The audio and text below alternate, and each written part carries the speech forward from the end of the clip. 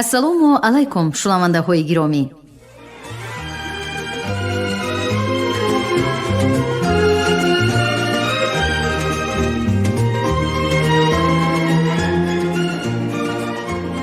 гуфторамонро аз силсилаи хониши адабӣ аз рӯи асари асосгузори сулҳу ваҳдати миллӣ, пешвои миллат, президенти ҷумҳурии тоҷикистон муҳтарам эмомалӣ раҳмон уфуқҳои истиқлол оғоз менамоем. гуфтори ҳафтум. ровӣ ализода абдурашид хуҷамқул. боби 2. рушди иқтисодии тоҷикистон ва дурнамои стратегии он. сеюм. амалисозии сиёсати мустақили иқтисодӣ дар соҳаи буҷет ва андоз.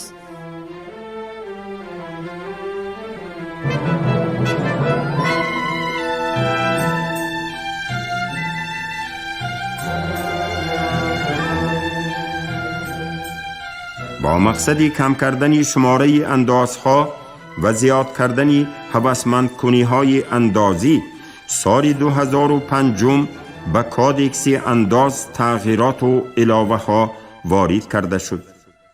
در آن معیارهای اندازی درآمد به حد نظررس کم گردیده، معیار انداز از فایده از 30 به 25% رسانیده شد.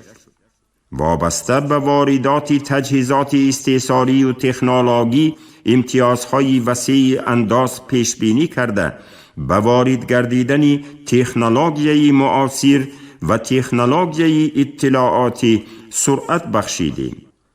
علاوه بر این، اندازبندی ساحه کشاورزی را در اساس جاری گردیدن اندازی یگانه برای استحصال کنندگان محصولات کشاورزی ساده گردانیده، از قانونگذاری اندازی محلی برای نگهداری نقلیات جمعیتی مسافرکش و انداز از درآمد فوق العاده خارج کرده شدند.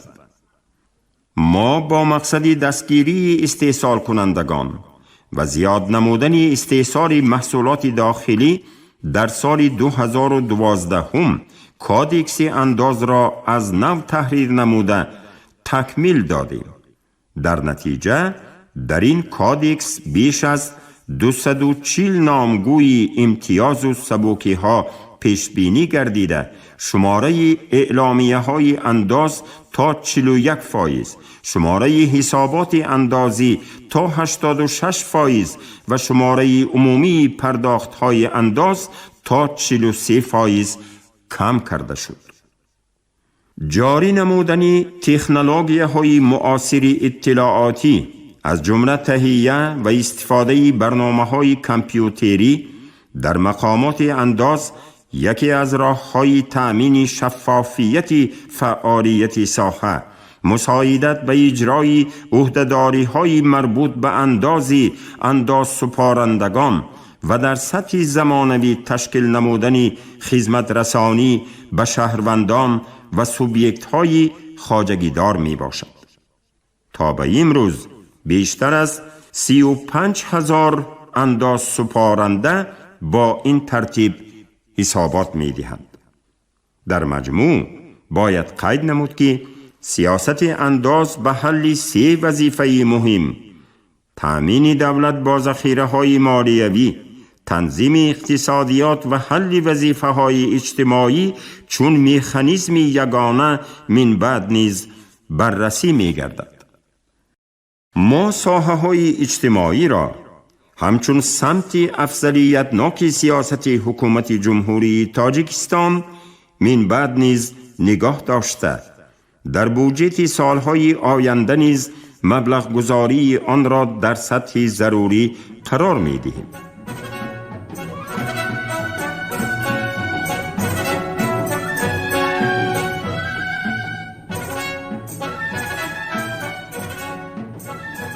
سیاست پولی و قرضی. از آغاز به دست آوردن استقلالیت دولتی تا سال 1999 سطح تورم نهایت بلند بود. تا به معاملات برآوردن پول ملی سامانی نرخ‌ها خیلی بلند می شدند. بنابراین در روند گذرانیدن اصلاحات اقتصادی یکی از سمت‌های اساسی فعالیت حکومت جمهوری تاجیکستان تشکل نظام یگانه پولی بود. سال 1995 با وارد نمودن روبل تاجیکی به نظام مستقل پولی ملی شرایط پیشبرد سیاست مستقلانه پولی و قرضی و اسعاری فراهم آورده شد و در نظام بانکی مملکت مرحله صفتا نو شروع گردید. محض در همین دوره انکشاف و رشد ضرورت قبول نمودن یک قطار سندهای معیاری حقوقی که باید مقصد و وظیفه های بانک ملی جمهوری تاجیکستان را به صفت بانک تنظیمگر روشن افاده نموده مطابق معیارهای بین المللی آن را به راه ماند به میان آمد.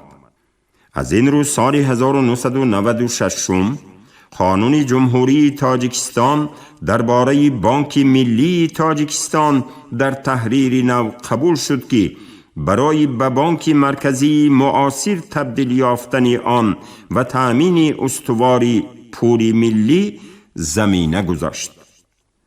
اقدام مذکور یک جایه با دیگر چاره‌بینی‌های اقتصادی و مالیوی از جمله قبول برنامه میان مهلت رشد اقتصادی کشور، تجدید نظام بانکی، قبول سندهای معیاری حقوقی آید به سر بانکی، حفظ پسندازها و غیره امکان دادند که اقتصادیات کشورمان دوره کاهشیابی و پستروی را پسی سر نموده برای در سال 2000 وارد نمودن پول نوی ملی سامانی زمینه ضروری فراهم آورد. همزمان در مدت نسبتاً کوتاه تاریخی در مملکت زمینه با اعتماد قانونگذاری ساحه بانکداری و سندهای معیاری حقوقی مربوط به این ساحه به وجود آورده شد. اگر وضع بحرانی سالهای اول استقلالیت دولتی را با شرایط حاضره مقایسه نماییم، می‌بینیم که فرق خیلی نظررس است. مثلا در سال 1991 سطح تورم عددی 4 رقمه یعنی 1063.1% را تشکیل می‌داد. حالا باشد نه بیشتر از 8% است.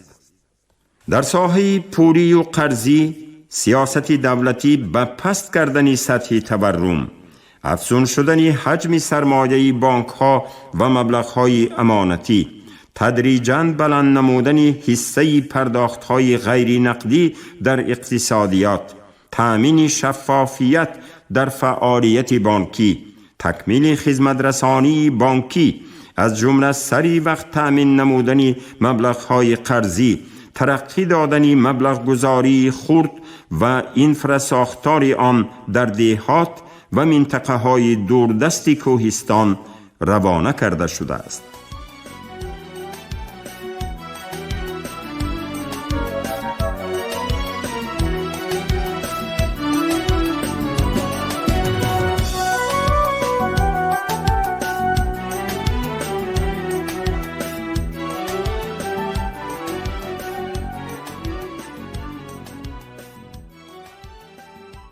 با فراهم آمدن زمینه حقوقی و نائل گردیدن به دستاوردهای نظررس در نظام معاملات پولی، بانک ملی تاجیکستان به جاری نمودن اصولهای معاصر بانکداری آغاز کرد که اعتماد اهالی را به نظام بانکی و سیاست اقتصادی کشور افزون نمود.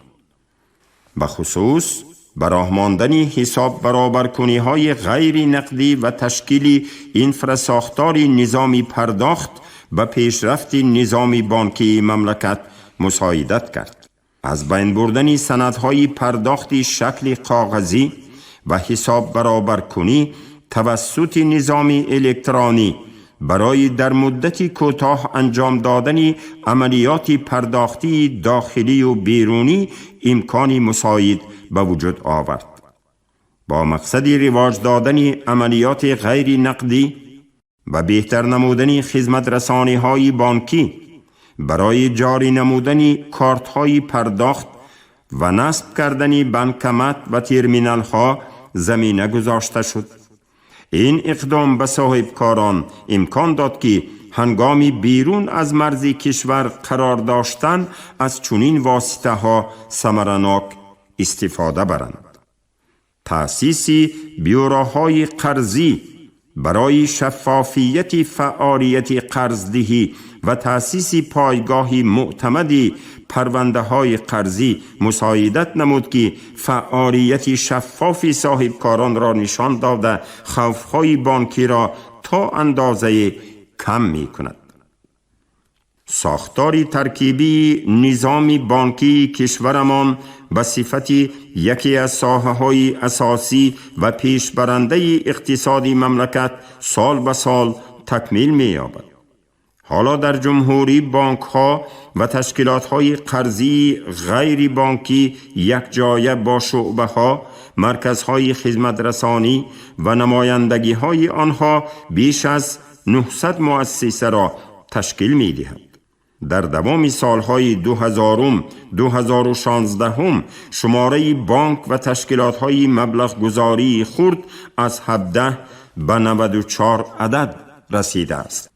در دوام 10 سال یعنی سالهای 2006-2016 دارایی تشکیلات‌های قرضی به اندازه 8.8 مراتبه و سرمایه آنها بیشتر از 14 مراتب افزوده در آخر سال 2016 متناسباً 21.2 میلیارد سامانی و 5.5 میلیارد سامانی شد.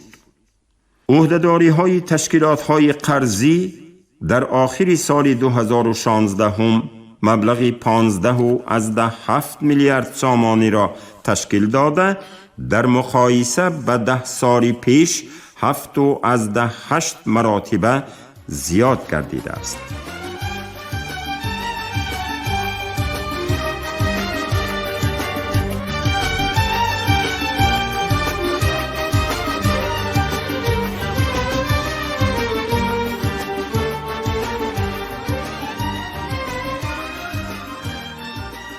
امانت‌های جلب شده از شخصان واقعی همچون نشان دهنده اعتماد اهالی به نظام بانکی تقریباً به 25.7 میلیارد سامانی رسید که نسبت به سال 2006 نزدیک 14.7 مراتب زیاد است. حجم مبلغ گذاری قرضی نیز تمایل نظررسی بالاروی را داشته. حجم آنها در آخر سال 2016 مبلغی نزدیک به 9.9 میلیارد سامانی را تشکیل داد. حالان که این نشان دهنده در سال 2006 تنها به 2.3 میلیارد سامانی برابر بود. در این مدت حجم بقیه قرضها به اندازه 4.3 مراتب افزایش یافت.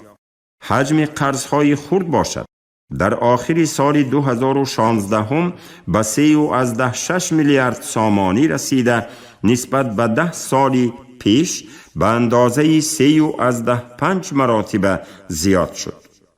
به حساب میانه در 10 سال آخر حصه قرضهای خرد از حساب حجم عمومی قرضها 47.3% را تشکیل می دهد.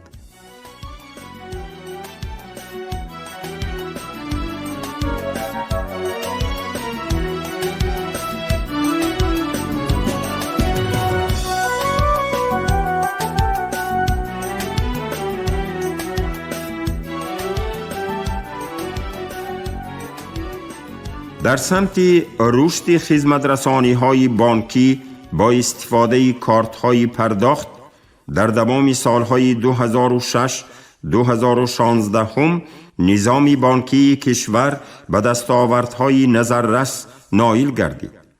در این مدت شماره کارت‌های پرداخت بانکی بیشتر از 103 مراتب افزوده. این نشان داد در سال 2016 هم به 144 میلیون عدد رسید. در نوبت خود بهر تأمین خدمت رسانی با صفت کارت‌های پرداخت، شماره ترمینال‌های الکترونیکی برای پرداخت در نقطه‌های تجارت و خدمت رسانی استفاده می‌شوند به 650 عدد رسید.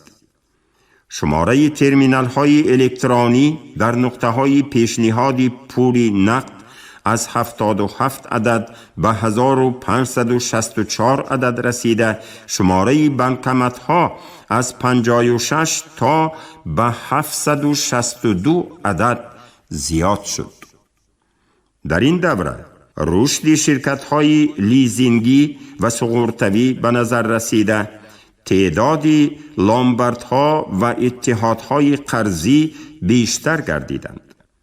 فعالیت در سمت مکمل نمودن زمینه معیاری حقوقی بخشی بازار کاغذهای قیمتناک و بیرژه‌های فاندی در ساختار نهادی ساخه ادامه دارد. با مقصد پیشبرد سیاست موزون در ساحه قرب مبادله پول، بازار بین بانکی اسعار در سال 2000 تأسیس داده شد. سیاست قربی در تمام این دوره بریجه شناکننده تنظیم شونده اساس یافته. مطابق آن قرب پول خارجی نسبت به پول ملی توسط مکانیزم های بازاری، یعنی به واسطه به هم آمدن تناسب طلبات و پیشنهاد آنها مقرر کرده می شود. در برابر تقویت یافتن رابطه های تجارتی اقتصاد خارجی، برای نگهداری استواری قرب پول ملی، سیاست پولی و قرضی منتظم تکمیل یافته، مکانیزمی برآورش کاغذهای قیمتناک به راه مانده شد. اینچنین بیرژه فاندی به فعالیت شروع کرد.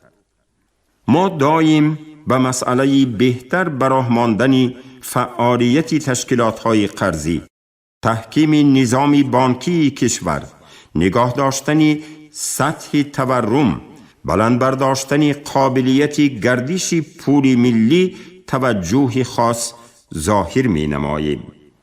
باید گفت که فعالیت نظام ثمره بخش بانکی شرط مهمترین رشد با سرعت اقتصادی می باشد. بنابراین تشکیلات‌های قرضی جهت جمع‌آوری ذخیره‌های مالیوی و برای مبلغ گذاری بخش‌های واقعی اقتصادیات، دستگیری مالیوی، فعالیت صاحبکاری در مملکت سپارش‌های مشخص گرفتند. روند اجرای این مسئله مهم همیشه زیر نظارت ما قرار دارد.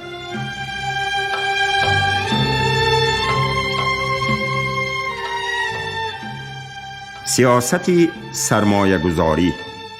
جمهوری تاجیکستان در سالهای 1991 1996 با بحران وزنین اقتصادی دچار آمده به گرفتن قرضهای خارجی مجبور شد. در نتیجه در سال 2000 حجم عمومی قرضهای دولتی تا به 108% نسبت به حجم مجموع محصولات داخلی رسیده. ارزش واقعی قرض از درآمد بودجه کشور 400% بیشتر بود. از این رو حکومت جمهوری تاجیکستان در اساس بسیار طرفه جلب نمودن قرضهای امتیازناک عمل کرده، همزمان کارهای فعالانه را جهت سبکتر نمودن شرطهای عهده‌داری‌های قرضی در نزد قرض دهندگان آغاز کرد. علاوه بر این تجدید ساختار امکان داد که با خراجات کمی بودجه پرداخت و خدمت رسانی قرضهای بیرونی نه فقط امروز بلکه در آینده نیز تأمین کرده شود. حکومت کشور با این راه برنامه‌های هوسمندگردانی، رشد بخشی واقعی اقتصاد و خدمت‌رسانی اجتماعی اهالی را گسترش می‌دهد. قرض بیرونی جمهوری تاجیکستان نسبت به مجموع محصولات داخلی تا 32.7% در سال 2016 رسانیده شد. تنها در ظرف 10 سال اخیر در کشور بیش از 90 لایحه دولتی سرمایه گذاری به مبلغ عمومی 12 میلیارد سامانی تطبیق گردیده است. در عین زمان 63 لایحه دیگر در حجم عمومی زیاده از 19 میلیارد سامانی عملی می گردد. در این مدت در جمهوری از حساب همه منبع‌ها منزل‌های استقامتی به مساحتی 3,866,000 متر مربع از جمله از حساب مبلغ‌های اهالی 2,843,000 متر مربع و از حساب مبلغ گذاری‌های دولتی 910,000 متر مربع ساخته به استفاده داده شدند. سالهای 2001 2005 در جمهوری از حساب همه سرچشمه‌های مبلغ گذاری با نرخ‌های عمل کننده در حجم 1.3 میلیارد سامانی از جمله از حساب مبلغ گذاری‌های دولتی 666.5 میلیون سامانی فاندهای اساسی به کار انداخته شده، حجم سرمایه گذاری ها به مبلغ 3.8 میلیارد سامانی از جمله از حساب مبلغ گذاری های دولتی 1.1 میلیارد سامانی از خود کرده شده است. در نتیجه از خودکنی نشان دهنده های مذکور منزل های استقامتی به مساحتی 1,925,000 متر مربع از جمله از حساب مبلغ های اهالی 1,778,900 متر مربع و از حساب مبلغ گذاری های دولتی 116,000 متر مربع به استفاده داده شدند. در سالهای 2006 2015 در جمهوری از حساب همه منبع‌های مبلغ گذاری با نرخ‌های عمل کننده در حجم 28.3 میلیارد سامانی از جمله از حساب مبلغ گذاری‌های دولتی 9.3 میلیارد سامانی فاندهای اساسی به کار انداخته شده، حجم سرمایه گذاری ها به مبلغ 48.6 میلیارد سامانی از جمله از حساب سرمایه گذاری های دولتی 18.3 میلیارد سامانی از خود کرده شده است.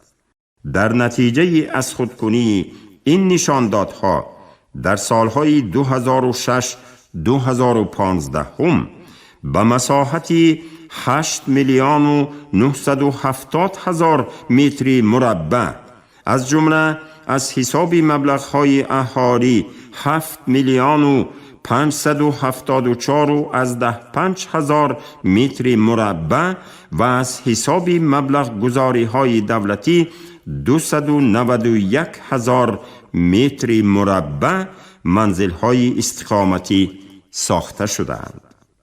از حساب همه سرچشمه‌های مبلغ گذاری مؤسسه‌های تحصیلات عمومی برای 184,719 جای خواننده، مؤسسه‌های تا مکتبی برای 2,373 جای، بیمارخانه‌ها برای 2,953 کت، درمانگاه‌ها برای قبول 8,389 بیمار در یک بست به اتمام رسانیده شدند.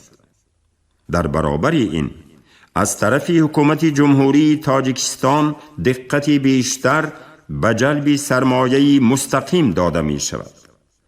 در دوام سالهای 1991 2015 به ساحه‌های گوناگون اقتصادیات کشورمان سرمایه گذاری‌های خارجی به مبلغ عمومی 8 میلیارد و 112.1 میلیون دلار امریکایی از جمله سرمایه مستقیم به مبلغ عمومی 3 میلیارد و 562.4 میلیون دلار وارد شده است که 44% حجم عمومی سرمایه گذاری های خارجی را تشکیل می دهد. حالا سند و معیارهای عمل کننده وارد شوی سرمایه را هوسمند می نمایند. سندهای مذکور برای حفظ حقوقهای سرمایه گذاری خارجی، پیشنهاد امتیاز انداز به سرمایه گذاران، حمایه سرمایه از ملی کنانی و مصادره، کم کردن محدودیت برای سهم سرمایه خارجی در اقتصادیات کشور، شرکت آنها در خصوصی گردانی و رشد انفراساختار و غیره روانه گردیدند. همکاری جمهوری ما با سازمان‌های بین المللی و کشورهای خارجی رشد یافته، با تشبث آنها ده‌ها لایحه در ساحه‌های گوناگون انفراساختار دولتی و بخش‌های اجتماعی از قبیل تندرستی، نقلیات، معارف، انرژیتیک، آب تأمین کنی و غیره عملی می‌گردند. بهتر ساختن فضای سرمایه گذاری به زیاد گردانیدن صف سرمایه گذاران خارجی امکانیت مساعد فراهم آورد. حجم عمومی سرمایه خارجی به جمهوری وارد گشته تا 1 ینوری سال 2016 بیش از 5.5 میلیارد دلار امریکایی را تشکیل نمود که اساساً به ساحه‌های انرژیتیک، نقلیات و راهسازی، صناعت و کشاورزی، رشد دهات، علاقه، مالیه و بانکداری روانه گردید. سرمایه مستقیم 2.6 میلیارد دلار را تشکیل می دهد.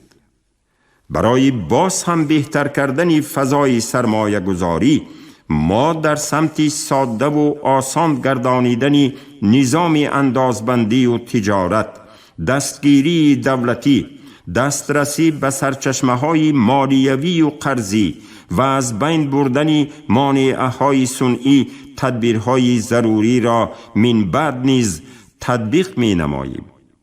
در 15 سال آینده فضای سرمایه گذاری تاجیکستان را بهتر نموده، حصه سرمایه گذاری های خصوصی را در مجموع محصولات داخلی از 5 تا 25% زیاد می کنیم.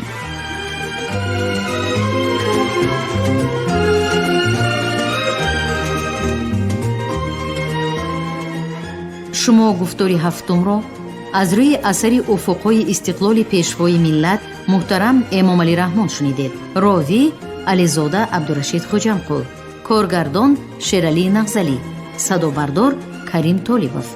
پایان گفتار از سلسله خوانش ادبی.